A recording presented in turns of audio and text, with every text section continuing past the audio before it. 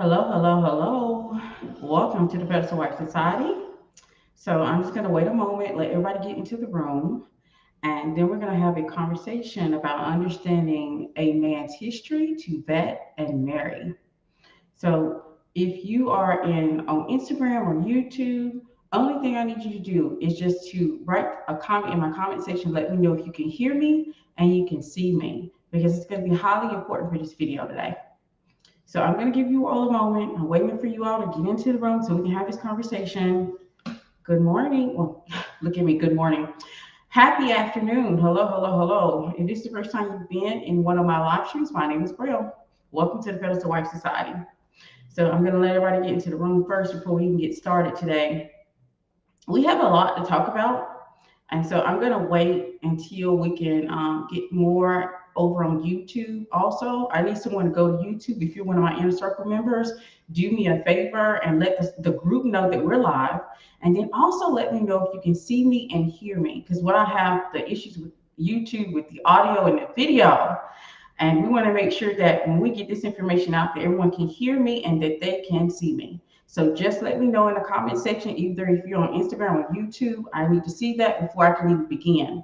Because I don't want to be talking and then realize later on that, oh, no one could hear me. So hello, hello, hello. A happy afternoon. I can hear you and see you. Thank you, Daisy B. I appreciate that so much, love. Hello, Instagram. Hello, Rebirth. Hello. Hello, Pestle Wives. Hello, Inner Circle. So today what I want to discuss is I want to talk about a study that I came across. There was a study that rated 18 qualities that women desire in men and rated in 37 cultures. And I cross-referenced a study that indicated men who were happy and what qualities that they brought to the relationship in order for it to be a happy, healthy relationship.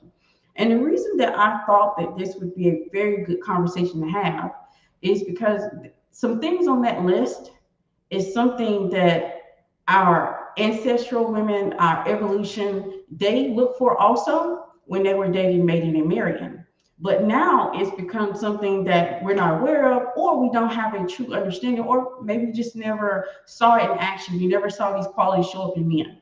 So we're going to talk about qualities and attributes in men that women should be acknowledging and vetting in order to make sure that they are bringing that desired quality and they're not faking that quality. Because I truly do believe that men right now, they're able to fake having a specific quality that women desire because it's out there in the pub. There's information about what type of qualities in men that we desire, and men are able to figure out how to fake those qualities and trick us and deceive us into us believing that they have those qualities. So we're going to talk about the qualities, and then I'm going to give you ways to vet the qualities so that you will know that this man is bringing authentic quality or attribute to the relationship so you can obtain the marriage of your desires and your dreams. So hello, hello, good morning. Well, good morning. See, you saying it too. Like it's afternoon now. For me, it's 2 o'clock. For I don't know what time it is for everybody else, but it's actually 2 o'clock in the afternoon. I'm still stuck in the morning phase, I guess, because I keep saying happy or good morning, but it's not good morning. So let's talk about the first quality that I want to talk about. Majority of women look for kindness in a man. And there's nothing wrong with kindness. Most of us were looking for the man to do good deeds, to give favor, or to help us when we are in need. And kindness is also one of those qualities on that list of desired qualities that women look for in men. But the one that really stuck out to me was not exactly kindness, was empathy. Now, empathy is understanding, awareness, and fellowship. So when you are looking for a man to be empathetic, this means he has the ability to practice listening. He responds appropriately to emotions, which means he's listening to uh, understand and not respond. And then he responds appropriately to your emotions. As soon as if you're angry, he's not trying to downplay that or degrade you or make your feelings minute, or he's trying to make you feel bad because you have emotions. He feels happy when you win. Like when you win, he wins, and he's happy to relay that to you. So empathy is what we truly need. I know most of us are saying kindness, but empathy is a whole spectrum. And a man having empathy for you and being empathetic for you brings in a quality that's much desired among men, excuse me, among women, and it's absolutely one that leads into having a healthy, happy marriage. So the number one would be empathy. So empathy is what you want to see from him. And you want to see, remember, when it comes to vetting a man, 90% of vetting is just observation. 10% is questions. So most of the things we're going to talk about is observations. I may give you some questions that you can ask, but you really want to be able to observe a man in his natural habitat in order to make sure he's bringing that authentic quality to the relationship. Because men have gotten very good at faking the qualities that we desire and showing up in a way that appears as though he's empathetic or have kindness, but he isn't that. So what you're going to be doing is paying attention and observing. Is he listening? When I speak to him, I'm having a conversation with him. Is he just listening to respond? So he's quick with the zingers. He's quick with coming back and having a question or coming back and having something to say. He's not taking it in and processing. He's not active listening. Is he responding appropriately to your emotions? Is it a battle when you have your emotions? Or is he trying to persuade you that you don't have any? Or it doesn't matter? Or what you feeling, you should just ignore it? Or you're just overreacting? You're a teen too much. So you want him to have empathy. Kindness is great. Yes, you do want him to be able to practice good deeds. You also want him to, give favor. And you also want him to help when help is needed or help is desired. But the thing is, when we're talking about kindness, I found that that is an attribute of quality that men have learned how to fake. But you cannot fake empathy. You can't fake having active listening skills. You really can't. You're going to recognize when this person is just quick to respond and quick to say what's on their mind or quick to react to something you said, even though it's off subject. So empathy is something that cannot be faked, but kindness can. Number two, and y'all, I'm doing good. I'm actually numbering. I never number anything. But I feel like since I'm only going to do, it's 18 qualities and attributes. I'm only going to do 10 today. I'm going to save the last 8 for unlocking the male mind that I have coming up on September the 10th. The link for that program, that workshop, is in the live stream from YouTube. And if you're on Instagram, you just go to my bio and click, and it's at the very first workshop that's available. Unlocking the male mind. I will be doing the following. I'm going to do the additional 8 qualities and attributes that I have found to bring in a really happy marriage, especially when it comes if he displays these qualities. And number 2, good health. Most of us, when we think about good health, and I'm not saying you shouldn't do this. I'm just saying most women, when we think about good health when it comes to a man, we just make sure that he is not sick, that he doesn't have some type of genetic issue that's going to be passed on to our kids, or that he is healthy overall. So we're still looking for like glowing skin, healthy hair, muscular bodies. But let me go and dig a little bit deeper in what good health actually means. And you would be surprised. And it's actually based off of our evolutionary history as women. Good health for our ancestors, the women that came before us, and the reason that we are here. Good health in men looked like this. It meant symmetry and masculinity. So if a man is not presenting symmetry, which is proportion, and masculinity, which is being financially stable, being a fighter, being assertive, being firm, then he was not considered in good health. Now, when we think about good health, the modern woman, which is me and you, I want to make sure when I use that term, you're not thinking, oh my God, here she comes with the modern woman thing. You're all modern women if you're born in modern times. You're all modern men if you're born in modern times. Now, can you be a modern woman with traditional values? Or can you be a modern woman with modern values? Absolutely. But good health, what it truly means and what we're supposed to be looking for is symmetry and masculinity. Symmetry just means proportion. I can remember a couple of years ago where a young woman, she was dating a very rich man, and it went viral too. He had a club foot, and everyone was in an uproar because she was like, I don't know if I want to marry him because he has a club foot. and not realizing that's a part of our evolutionary history. That's a part of the things our ancestors used in order to vet, mate, and marry, because they looked at dysfunction or disease. They wanted to make sure there was an issue of why he couldn't protect us. If he had a club foot back in ancestral days, he probably wouldn't have made it. But so it's interesting that she was vilified for even, she didn't say she didn't want the man. She just said it made her pause. And she didn't know if she wanted to go forward, because she know that possible that her children can have a club foot. And that is our job, actually. It is our job to make sure that our kids are getting the best healthy specimen and the best genetic material from a man. So I understand where she was coming from, because she's coming from an evolutionary history or perspective that women of our ancestors had before, where if you had something like that, you were already eliminated because you could not protect your home. But good health means symmetry, which is proportion, and masculinity. And now today's in modern times, when we think about good health in a man, only thing y'all looking for is he's sick. You need to look for, if a man is not bringing masculinity, this means he's not in good health, because this is absolutely important for dating, mating, and marrying. So he must be financially stable. He must be assertive. He must be firm. He must be in good health. Of course, we don't want to marry a sick man or have something, or marry a man that's going to have something that's going to be genetically, it's going to make sure our kids have something genetically wrong with them, because we are responsible for the genetic material that he brings. We are to make sure that we vet him to make sure he has good health. My next quality, number 3, is respect. Respect of peers. Now, of course, you want him to respect you and your being and your womanhood. You want him to respect what you bring to the table, of course. But when we think about respect, you need to make sure that he is not being dominated by other men. Women do not, and always have, looked at men in a way.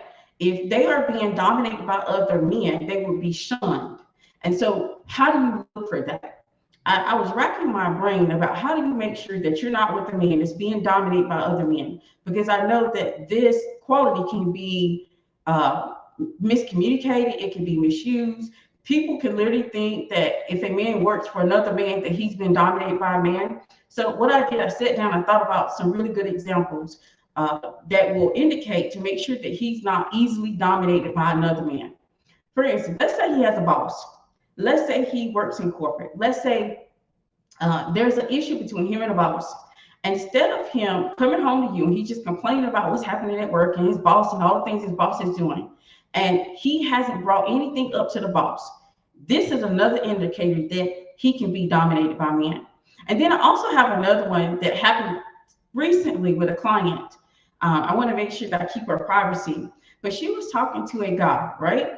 And this guy, she did not know any of these things about him. What I'm about to tell you, okay? Before you judge her, don't judge her harshly, because as soon as she realized that this man was willing to be dominated by other men, she was no longer interested. But she was dating a guy. The guy had no license. She did not know. But the guy, after everything happened, he called out that since he didn't have a license, he got picked up and he was in jail. And only way to get out of jail was for $500. He called his friend and he told his friend, "Can you come get me out?"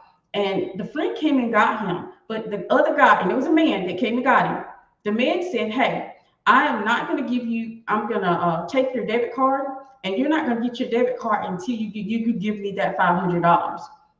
And that turned her off, because she's like, this man doesn't trust your bond, your word. And see, that should I'm glad for her. All of the alarm bells started going off, because if he was an honorable man, other men would trust his word. He would be able to say, "Hey, I'm going to give you the $500 once I get out of jail," or whatever he was in prison. I guess jail. We're going to say jail, because he got picked up because he didn't have any license.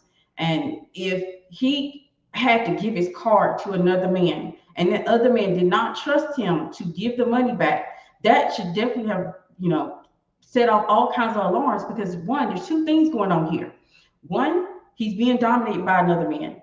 Another man, he's so scared of that man that he's not speaking up for himself. He's not putting his foot down. He's not, and then also it shows that he's not trustworthy. And you need to pay attention where a man is not trusted by other men. The men that they hang around, they don't trust them. They wouldn't let that man, he couldn't even get a loan from those men. He couldn't even get assistance from those men. They had to pretty much hold his debit card because they were so scared that he would not pay it back. That is something to be aware of. So when I say respect, women definitely need to pay attention to if he's easily dominated by other men. And it doesn't mean because he works for another man. If he can work for another man and he can speak up his mind, and if there's issues going on at work, instead of him complaining to you about it, he goes to his boss. Of course, he goes to his boss in a respectful manner, but he's not fearful of that man. Like you don't, women have been conditioned, not only just conditioned, it's based off our evolutionary history that we would shun men who are dominated by other men. And now in today's modern times, we've forgotten that. We've forgotten what that looks like. And I think because of the confusion out here and the misinformation that's out here, we may think is being dominated to the point where we work for somebody else or being dominated to the point when we working with another man. That's not what I mean by being dominated. I mean that he is so fearful of that other man that that man can do any and everything to him. That man can literally take his debit card and hold on to it, and he has to ask permission to receive it. That is being dominated by another man. I don't want any confusion surrounding number three. So let's go to number four. Number four is resource display. I call it peacocking.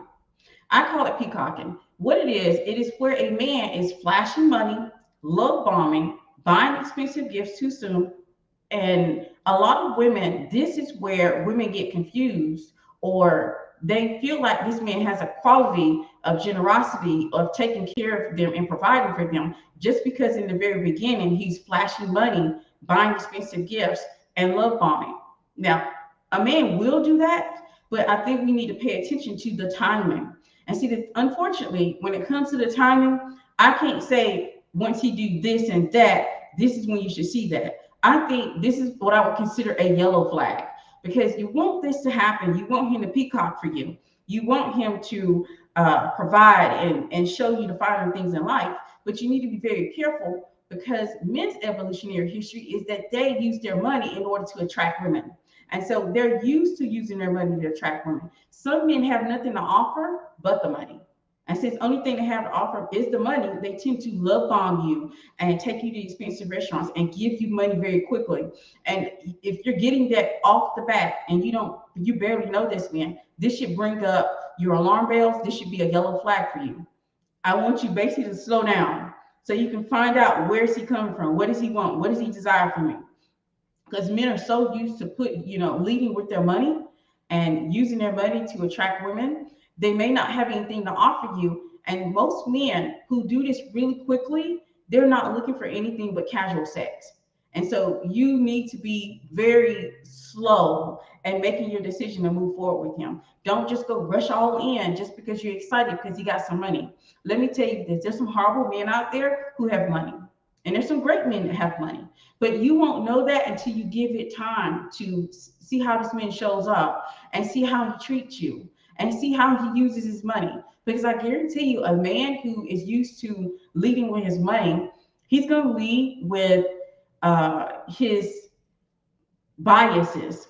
And that's all I'm going to say on that, because I already got a whole nother quality that you've probably never heard of that's going to help you in this vetting, dating, and marrying process.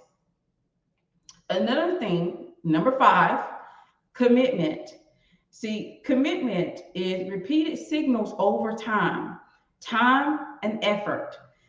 You have to, when a man is offering you commitment, he is willing to give time in courting you as a woman, and he's putting effort in. He's wanting to return phone calls and texts. He's wanting to make dates. He's verbally letting you know where you stand. You don't have to chase him down. There's no confusion. You don't have to do everything to be seen or validated by him, because he's offering this to you. And see, the thing is, men who are offering commitment, they are more in line with trying to offer you long term. So he is choosing you. And when I say choosing you, he has friends, but he wants to spend a lot of time with you. He wants to spend a lot of time with you. Even his friends, and I'm not saying a man should have friends. I honestly do believe that men need friends. I think they need more male friends. I do think they need more connections. The more connections that a man has, the more grounded he will be. So I absolutely believe that a man needs male friends.